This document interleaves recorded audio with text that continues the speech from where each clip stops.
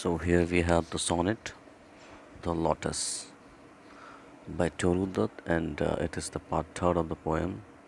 So here we have, in this sessions, we will discuss the explanations. We will explain the poem as well as if there we find any complex words that need to describe exactly the meanings. We will discuss here. So just immediately come to the point that the first lines we have love came to Flora asking for a flower.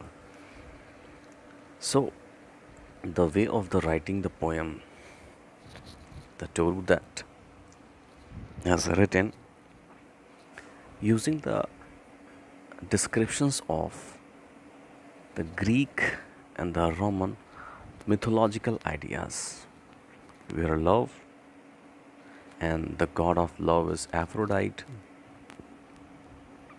which came to Flora. It may be somewhere the celebrations of some things. That's why the love came to Flora.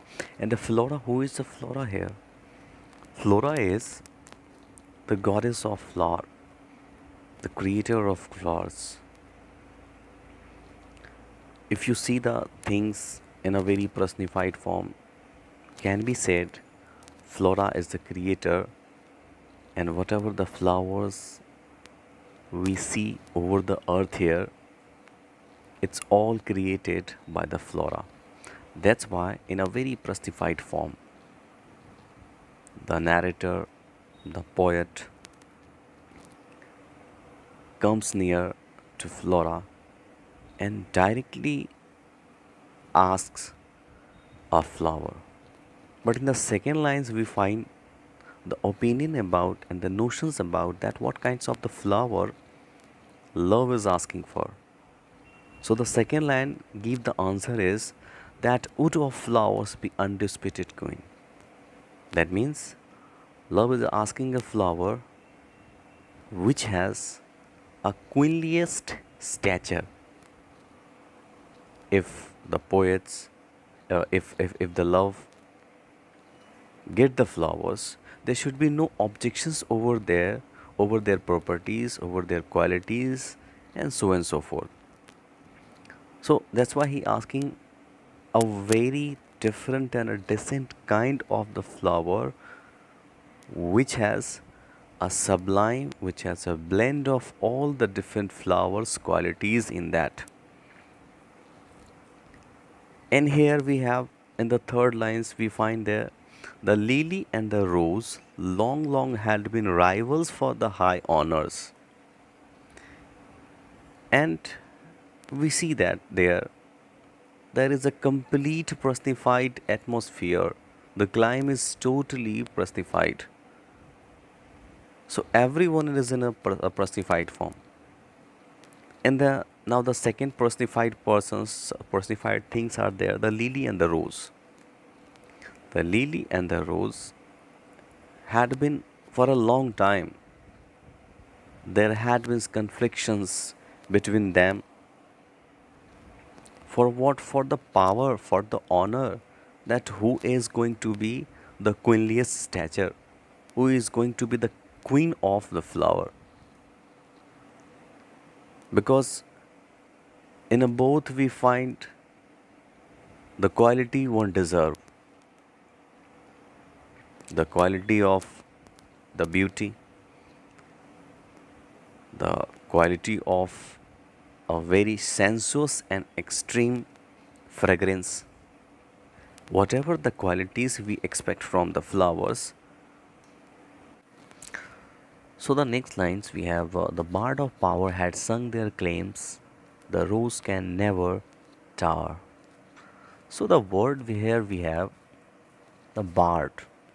The bard is simply the terms which is associated with the Gaelic spiritual power, traditions of England, Scotland, and Ireland. And here we find that Toru Dutt used Greek and a Roman mythological idea to support the Hindu beliefs and establish her stand. And that's why the bard of power had sung their claims. The bard of power simply whosoever has the power, to claim something is what exactly, had himself tell that the different ideas of the different flowers. So the ideas we have, the rose can never tower like the pale lily. So the simple meaning of this word is no doubt the rose is beautiful and it has its own way of the presentation, its own essence, its own beauty, but it can never be the tower like a stature. It cannot be compared with the pale lily. With her Zuno Mayan. The Zeno is, if you go through the Roman and Greek mythological ideas, where Zeno is supposed the daughter of Saturn and the wife of Jupiter. And the basic purpose here to use the term xenomia, that means the stature of lily, the beauty of lily is going to compared with xenomia in expressions, in its beauty. Rose can never be compared. So that's why now that we have next stanza, but it is the lily, but is the lily lovelier? But is the lily lovelier? So in the next lines we find the expressions, we find the questions. The question is going to be made, going to be raised by the poet, and it's going to be asked to the readers that what is, but is the lily lovelier? So it's still doubt that the part of power and the power of being queenliest, to whom it should be given. Is lily is lovelier than the rose? So here we find the complex ideas, the contrasting ideas that lily is not as lovely as the rose, and a rose has the not a beautiful in its expressions as we find in the pale lily. So the next lines we have, thus between flower factions rang the strife in psychic wars. Thus we find, thus between flower factions rang the strife in psychic's war. And thus we find there is a factions, the group of flowers, and there starts the rife, there starts the conflictions, there starts the complications to become who is going to be the queen of the flowers. And it all goes run in the psychic's bar. Whosoever the flowers are there, they all having the stripes in their minds that who is going to be. They all are confused. They don't have exactly idea that how much competitions are there, and in the competitions there stands the two rivals, and who is going to be conferred the power, the queenship, the queenliness of the power. So this is we find in the 8th line the complications that is going to be presented by the poet in her octave lines. So now we come here to the next line, to the next sestet, we find there the stanza we have. Now the next sextet we have, give me a flower, delicious as a rose and as stately as the lily in her right. Because as it has been proposed to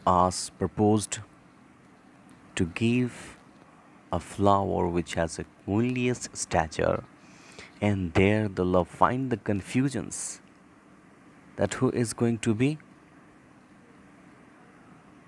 the power, who is going to get the statures, the shape. So that's why the flora say again, the love says again that give me a flower delicious as the rose. And that's why the love asking here,